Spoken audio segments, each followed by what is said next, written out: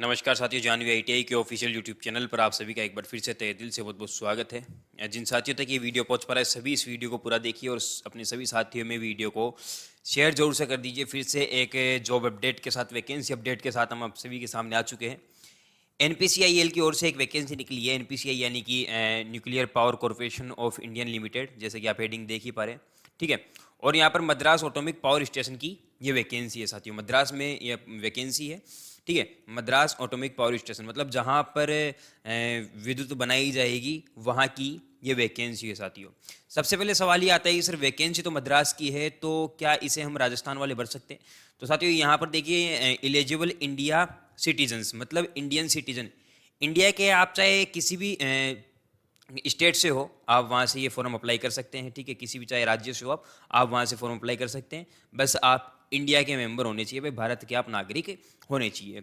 बात समझ में आ गई। और अगर पोस्ट की बात करूँ तो यहाँ पर 53 पोस्ट है, ठीक है। टोटल पोस्ट यहाँ पर कितनी है भाई? 53 है। और यहाँ पर अगर मैं बात करूँ कि अनरिजर्व कैटेगरी के लिए यहाँ पर साथियों है 14 पोस्ट, AWS के लिए है 2 पोस्ट, SC के लिए है 5 पोस्ट, ST के लिए कोई पोस्ट नहीं है, और OBC के लिए साथियों है 1 पोस्ट, ठीक है। सॉरी 7 पोस्ट, ये 7 पोस्ट है OBC के लिए। तो आपको मैं बता दूं, OBC इन 7 के लिए फाइट कर सकता है और इन 14 के लिए फाइट कर सकता है। तो टोटल कितनी हो गई भाई? टोटल हो गई है 21 पोस्ट। OBC के लिए 21 पोस्ट है, और यहाँ पर यह है टेक्निकल बी के लिए, अर्थात मतलब साथियों इलेक्ट्रीशियन वालों के लिए ये पोस्ट है। किसके लिए भाई? इलेक्ट्रीशियन वालों के लिए पोस्ट है।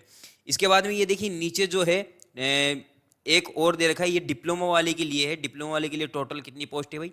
16 पोस्ट है, जिसमें 8 पोस्ट अनरिजर्व कैटेगरी के लिए, और EWS के लिए 1 पोस्ट है, SC के लिए साथियों 2 पोस्ट है, ST के लिए 1 पोस्ट है, और OBC के लिए 4 पोस्ट है। अब चाहे आप डिप्लोमा से हो चाहे ITI से हो, आप ये फॉर्म अप्लाई कर सकते हैं।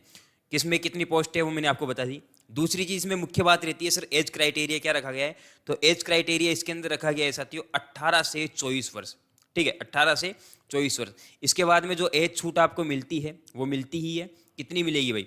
OBC वालों को मिलेगी 3 वर्ष की छूट, ठीक है। OBC वालों को कितनी मिलेगी भाई? 3 वर्ष की छूट।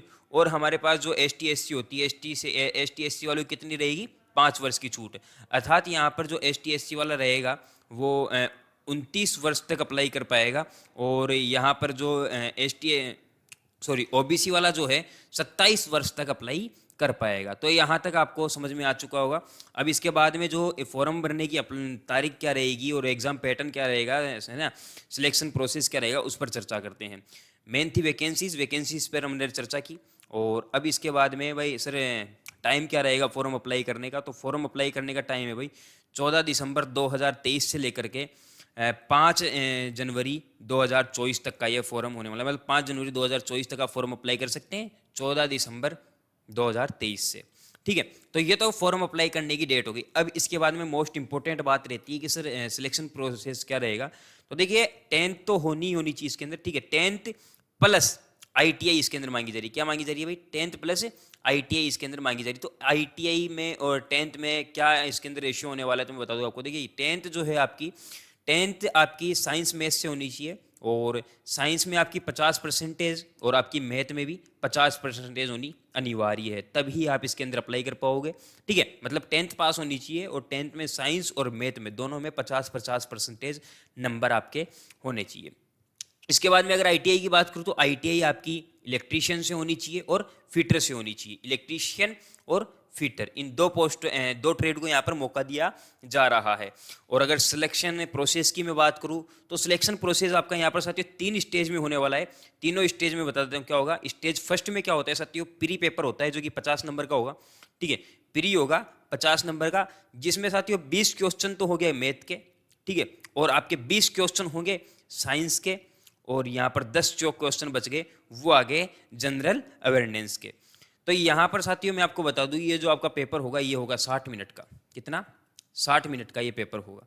अगर आप प्री निकालोगे तो ही आप दूसरी स्टेज में जाओगे। दूसरी स्टेज में भी 50 क्वेश्चन होंगे, ठीक है। और ये जो 50 क्वेश्चन होंगे पूरे हमारी ट्रेड के क्वेश्चन होंगे।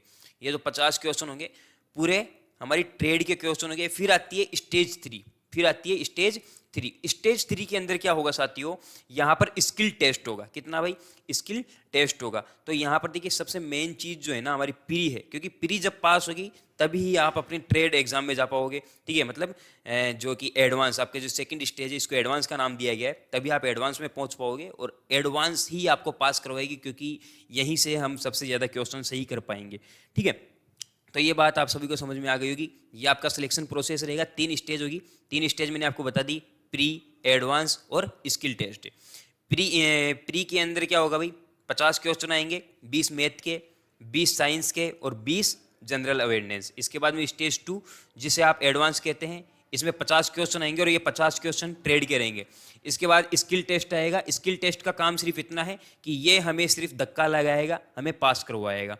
ठीक है, तो ये हमारा क्या रहेगा भाई, एग्जाम पैटर्न रहेगा, सिलेक्शन प्रोसेस रहेगा। इस तरह से प्रोसेस रहेगा। 10th साइंस मैथ्स से होनी चाहिए, साइंस में 50%, गणित में 50% होनी चाहिए।